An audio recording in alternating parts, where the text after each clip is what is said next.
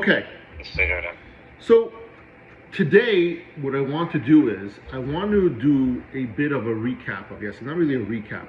Yesterday when I was preparing for today's share, I realized that there was so much that we had yesterday that we spoke about, but I went through a little too quickly, and we need to really, some of these things we really need to internalize, because they're very fundamental, they're very important for ongoing in Bitachon to understand a little bit more.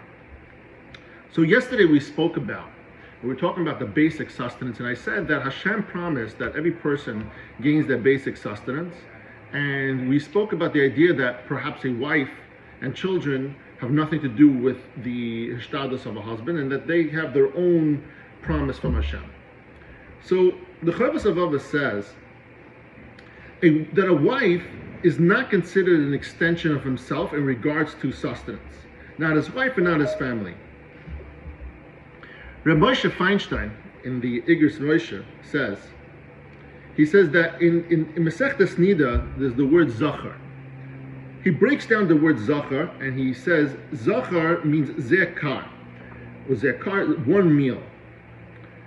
And what he means by that is when a person is born into this world, a male is born into this world, Hashem promised them they would always have sustenance to be able to live. The word nekeva is broken down as nekia ba, empty-handed. And what does he mean by that? He means that a female comes into this world empty-handed. They're not promised that they are going to be. They're not promised sustenance, and that perhaps it's the husband's job to support them.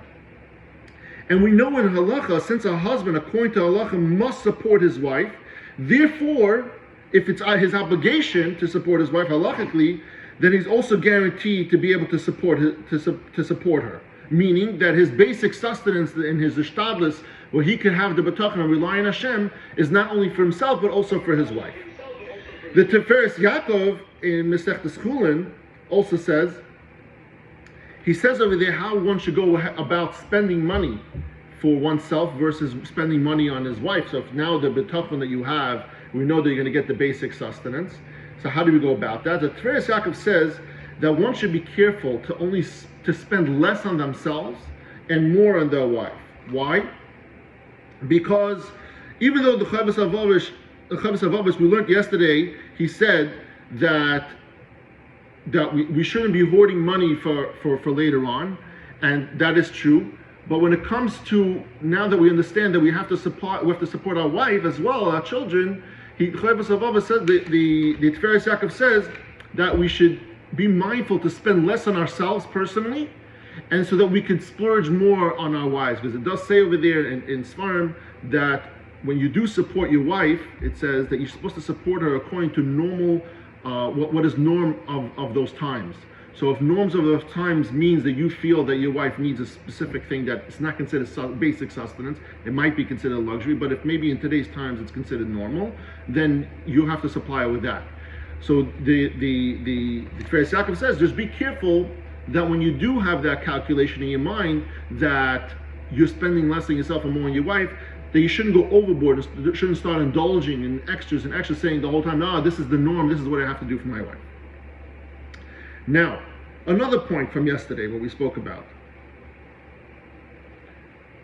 why we shouldn't hoard our money, why we should spend some of our surplus money that we have. We learned yesterday that there's one portion of the money that we make is for ourselves, one portion of the money we make is for others, and one portion of the money that we make you will never ever have any benefit out of. You're merely a custodian for it, you're holding on to it for another person, another time, whatever that is. And we spoke about yesterday some of the colorful ways that Rav Av talks about how that money might leave your hands. And so therefore, the Rav Av says, and talks about it a bit when it comes to the idea of tzedakah. If you're saying, and you know in your mind, as a person who's God-fearing and understands the whole concept of the three different sections of the money, then it'd be smart of you to know that maybe you shouldn't be hoarding onto your money. Why? Because maybe that money that you're hoarding, you're never going to use anyway. So how should you use it? be a little bit more lenient with your spending, and i.e. tzedakah, helping other people. Because that spending that you do can never be taken back. You already gave that tzedakah. You already gave all those different the people. You supported other people. Maybe you gave them a job. And again, that's something that we're going to talk about. That giving someone a job is also money that comes to you that belongs to somebody else. But when you go ahead and you give that tzedakah, then the money that you were never supposed to spend ever, now you can guarantee that it goes into your account. And this is going back to the account that we talked about. Which account? We're talking about the 613M, not the 401k. Is that when it comes to Olam Haba, you will have guaranteed you have schar on that. Had you hoarded that money and never spent it on anybody and not given it to tzedakah, you would never get that schar anyway, and you would never have had it later on, regardless. In regards to supporting another person in the paycheck and tzedakah, the smart person has to understand that the money is never yours, right? If you're entrusted with extra money, whether it's a little bit extra or a lot extra, so maybe you're giving just tzedakah, or maybe you're giving a lot of tzedakah, or you're supporting, a huge company or families, whatever it is, we have to understand, and if you're smart and understand this concept, you know that the money is never yours. You're the custodian. The money that you give to somebody else, the right way to think about that concept is, the money belonged to them to begin with, and the money never belonged to you to begin with. You're just a transfer. Why? Because we're the bank accounts that we're entrusted. We're the fund managers for Hashem. Hashem gave us that money, and He's telling us how to invest that money. We just have to do what He's told us to do. And what is He telling us to do? Help out another person. And we have to be very, very careful. As fund managers, we have to do right by our depositor. Because if we don't do right by the depositor, he'll find somewhere else. He'll find another fund manager to go to. So that's another thing we have to understand.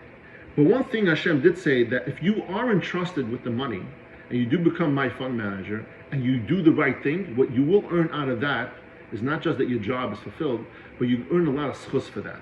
A lot of schar in Olam Haba. And again, this is going back to the 613M. You have to really invest in that. And by you being lenient and helping out others and always having the mindset that this money is not mine, it's somebody else's, that's going to give you a lot more ease. It's going to be a lot more simple for you when you give it. It's never going to be with a heavy heart. Now, we spoke about yesterday that we have full bitachon in the future, and so Hashem is always going to sustain us. But the Rav Av wants to talk about something over here. Because we all know that in the future we do need money, right? I'll give you an example. You know you have to make a chasana, a bar mitzvah, or something. So is the process that you should say, look, I'm going to spend everything I have right now and give it away, even for tzedakah. Let's say whatever money you make, you use it on your basic sustenance, and then the rest you give away for tzedakah. The Chachamim say, no, you can't do that. Why? He says, if let's say you're making a wedding and it costs $100,000 to make that wedding, if you're going to rely on the time when it comes to make that wedding and your regular income doesn't support you to make an extra $100,000 in 1 month in order to pay for that wedding, then of course you need to go ahead and you need to put it away. You need to put away that money for that time. You know you're making a chassan in 6 months, or you know you maybe even just start when they're little. I've preached that to so many people. You know, why start when they're dating? Start when they're born, right? It's a lot easier to do that. But we're not talking about that. We're talking about just theoretically. The Rav Av says, and the Chachamim say, you do have to put away what makes sense. But the process, what we're talking about, the mindset, what we're talking about, is what's important here today. What is the mindset of the wise person when it comes to putting away money for the future? Whether it be your 401k, so that when you retire you have enough money, or when you're putting away money for a rainy day, what is the thought process? Obviously you need to do it. And I say the word obviously because it is halachically, and we're going to see in a second, it talks about halachically how much money you're allowed to give away. But obviously you need to do, but what is the mindset that goes into your mind? The mindset that has to be put into is that the money that you put away might not be for you. Just like we said, we know that sometimes we have money that's put away for somebody else and we're never going to use it. We always have to have the mindset that it's not mine. The bitachon has to be that Hashem will supply us. But maybe that money is yours, because one of the things that we know is that when we make money, it does go for us. One portion of that is for our basic sustenance and some other stuff. So as long as we have in mind, knowing going into it that some of that money might not be for us, and we just have bitachon on the future. When it does come time to make the payments for that wedding, that simcha, whatever it is that you need it for, if it's there in your account, obviously it was for you.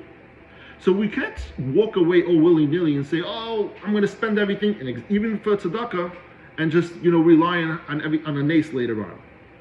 Furthermore, it says that in Bava Metzia, Chulin, it talks about that when the Chachamim had said, we have to be super careful on how we spend our money, and this is proof to show that we can't give everything away. Why? We all know that it says that a person should never give away a chaimish of his money to tzedakah. Why?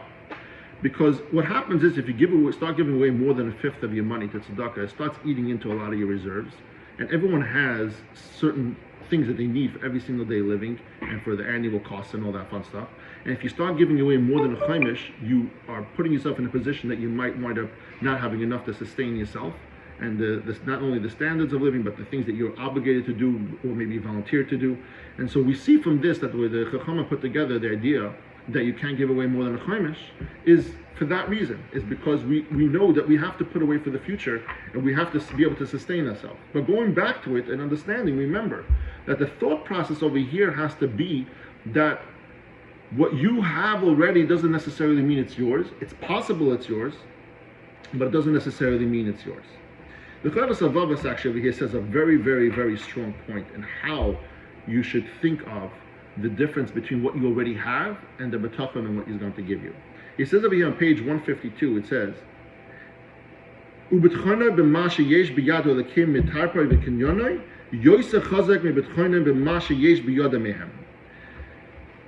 The bitachon that you have in what Hashem is going to give you in the future needs to be stronger than the comfort that you have when you have money sitting in the bank. Everyone knows that when we have a lot of money sitting in the bank, it's a comfort. We know that it's a safety net, we call it.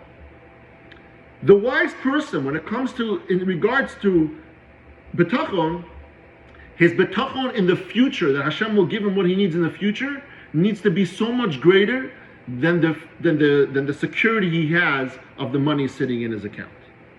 And it says people tend to feel secure when they have large sums of money sitting in their account. But the reasoning behind these funds is what?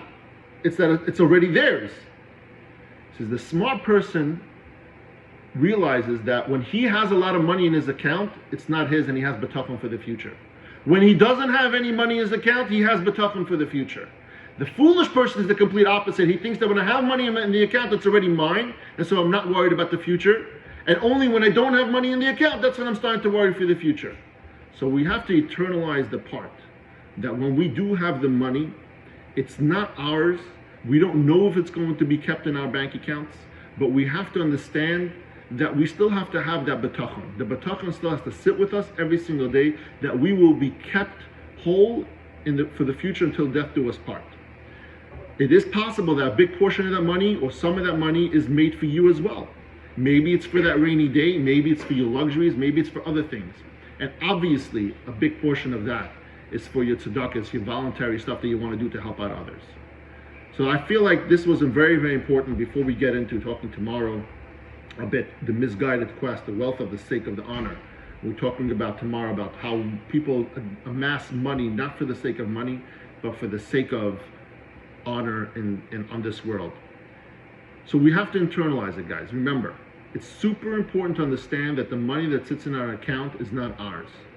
You're allowed to save, you're allowed to put away. Don't hoard all your money. You're allowed to put away what's reasonable for you to make sense in order to sustain yourself. And if you know you have a big life event coming up, such as a wedding, that you should put away and save for that.